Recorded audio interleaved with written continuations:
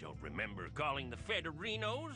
Thimbleweed Park is a point-and-click adventure game from Terrible Toy Box that seeks to recreate the magic of old adventure games. Set after a murder engulfs the town of Thimbleweed into mystery, you play as two detectives sent to discover the killer. It's a great setup that really feels like a noir piece in many ways, as it has a fantastic first act as you look around for the clues and just explore the quirkiness of the town. Unfortunately, around the midway point, Thimbleweed Park begins to fall off a cliff. The story arcs from the first half of the game are completely thrown out for new plot lines, and the ending itself is just not satisfying at all. It feels like one of those plot lines that completely throws away the first half of the game for some nonsensical ending, which really gives the impression that the developers were not 100% sure on where to take their game, and as a result, the first and second half of the game feel very disjointed from one another. The ending, in particular, is just a colossal failure, and it takes a cheap way out that feels like Terrible Toy Box was just desperate to find a way to complete the game quickly.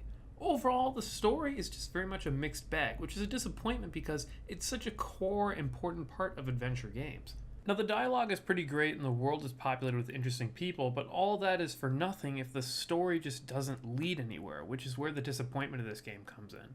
On top of that, some characters don't really feel like they have much of an importance or a point to the conclusion of the game, and their story arcs just don't really feel like they find a satisfying ending. Thimbleweed also doesn't really take itself too seriously. The jokes to conspiracy theories and other nonsense can be found all over the place. It's really kind of a light-hearted game at its core. Gameplay-wise, Thimbleweed has a unique design. Instead of playing as one character, you'll be playing as the upwards of 5 after the initial 2 that you start out with. You can switch to any of them if they're available, and often the game will require it. Certain objectives can only be completed by one character or another, or require you to be more advanced in one character's particular progression of the story, which creates interesting dynamics. It's a cool design that I really like, but it also requires the characters be interwoven well, and Thimbleweed doesn't always do that. Ransom the Clown in particular doesn't connect all that well compared to the other characters in the game. Much like any other point-and-click game, there's a lot of puzzles in this game that will require you to think, and they're fairly well designed, and I like them a lot. Trying to determine the right items, characters, or methods by which to complete a scenario can be quite challenging, and if you get stuck on something, they add an in-game hotline that'll give you tips or hints to try and find a way to solve it,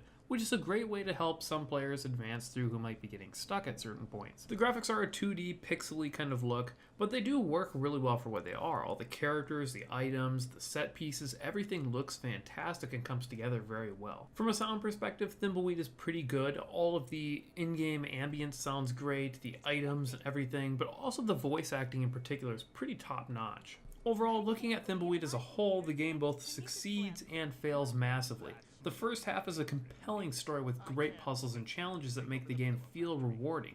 The characters and town itself are well built with a lot of charm, but it's also a very flawed game. The characters just don't weave well together. Ransom the Clown in particular just doesn't fit with the rest of the cast.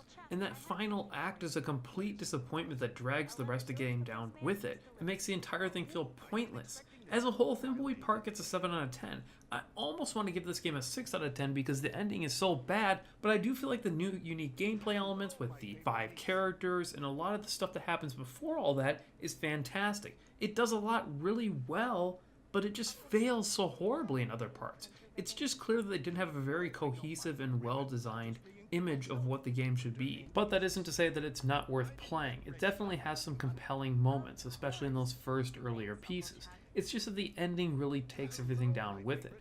But I would still recommend this game because I do think it is a fun and enjoyable game to play.